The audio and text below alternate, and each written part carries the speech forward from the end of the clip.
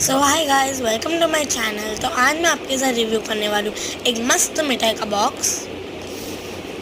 ये बहुत ही टेस्टी है, मेरी मम्मी ने ऐसा बोला। तो देखते हैं कैसा लगता है।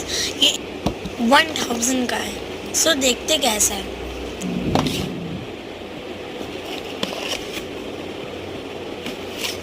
ये तो बहुत मस्त लग रहा है। ये तो मेरा पहला रिव्यू है, तो प्लीज़ लाइक और सब्सक्राइब कर देना। तो ये मेरे को बहुत मस्त लग रहा है। कौन सी वाली लूँ? देखिए, ये वाली तो बहुत मस्त लग रहा है। इसके ऊपर बहुत मस्त मस्त लड्डू।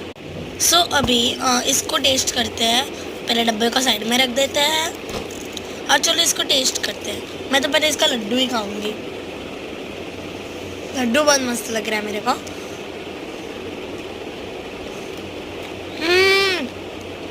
व्हाट लड्डू यार, ऐसा मस्त लड्डू मैंने कभी भी नहीं खाया। और ये मिठाई नंबर 1 मिठाई है गाइस। इसको 1000 ज़्यादा ही होता है, बट मस्त है। इसके अंदर बहुत सारी मिठाई आती है, बहुत मस्त है। नेक्स्ट टाइम मैं दूसरी मिठाई ट्राई करूँगी अगर आपने वीडियो को 1 लाख लाइक्स तक पहुँचा दिया। बाय।